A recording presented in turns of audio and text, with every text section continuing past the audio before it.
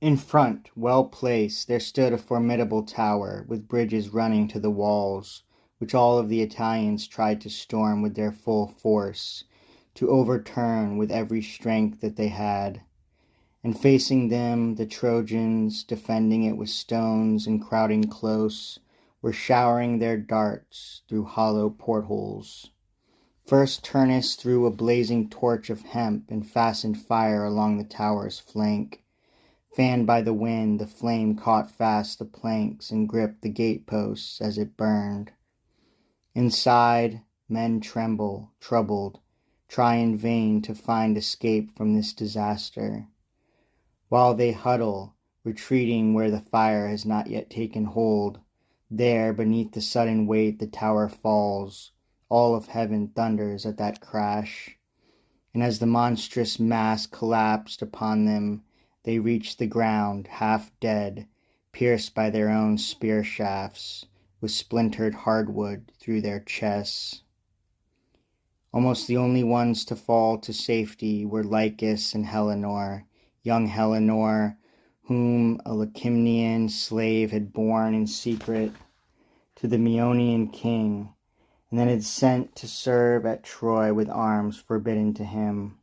Is lightly armed with naked sword, his blank shield bears no blazon.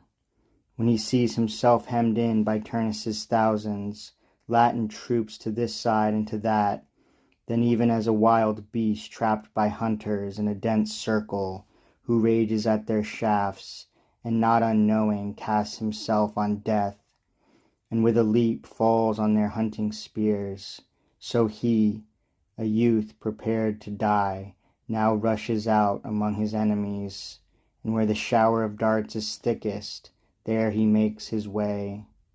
But Lycus, faster footed, gains the walls by flight, through enemies and through their missiles. He clutches for the top of a tall buttress to catch his comrade's outstretched hands. But Turnus, who chases after him with foot and spear, now as a victor taunts him. Madman, where did you hope to escape my hands? With this he grabs at hanging Lycus, tears him down together with a great chunk of the wall, as when the eagle, armor-bearer of Jove, while soaring toward his eyrie, has swept up some hare or snow-white swan in his hooked claws, or when the wolf of Mars had snatched a lamb out of the fold, its mother searching long with many bleedings. All about, the Latin troops shout as they rush forward, heaping earth to fill the trenches, others tossing blazing torches up toward the roofs. Ilioneus heaves down the great rock fragment of a mountain and kills Lucetius as he nears the gateway while bearing firebrands. And Liger kills a Mathion, Achelous, Corineus, one skillful with the javelin, the other with arrows that steal on unseen from far. Then Caeneus kills Ortygius. Turnus then kills Caeneus as he stands victorious. And Aetus, Clonius, and Dioxippus, and Promulus, and Sagaris, and Idas. This last was at his post on the high towers. And Capys kills Pravernus, whom before this Tamilus's spear had lightly grazed. Pravernus, mad, had thrown down his shield to touch the wound. At this a gliding arrow pinned his hand to his left side, and penetrating, broke with death's own wound the breathways of his life. The son of Arcens, famed for handsomeness, stood out upon the wall in splendid armor, his short cloak wrought with needlework and bright with steel-blue Spanish dye.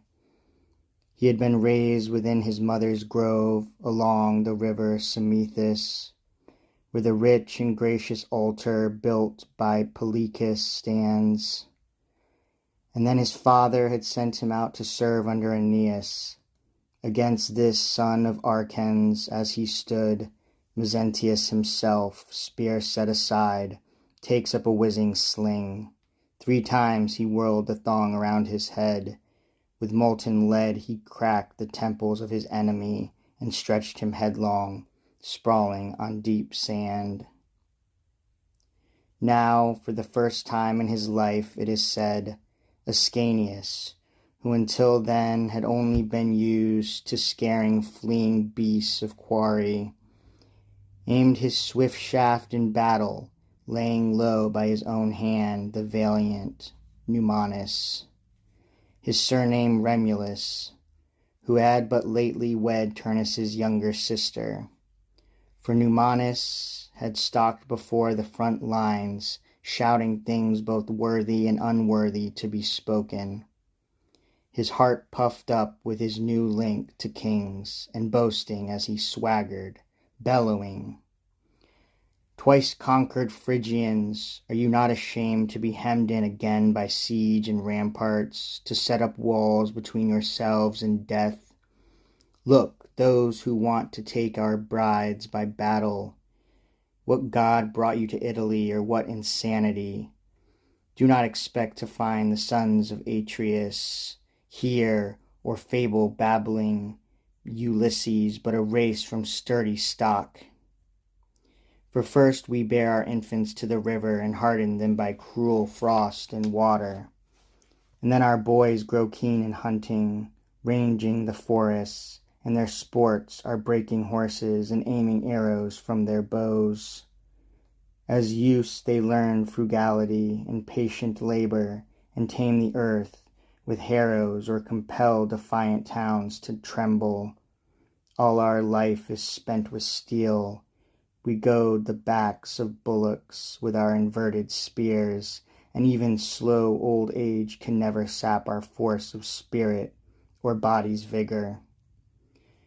We clamp down gray hairs beneath the helmet, always take delight in our new plunder, in a violent life.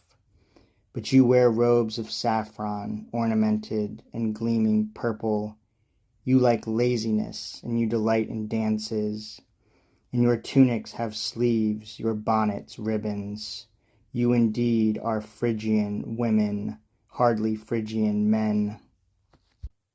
Now go, prance through high Dindima, there where the twin-mouthed pipes delight familiar ears. The timbrel and the Berecynthian flute of Ida's mother summon you to revels. Leave arms to men. You have had enough of swords.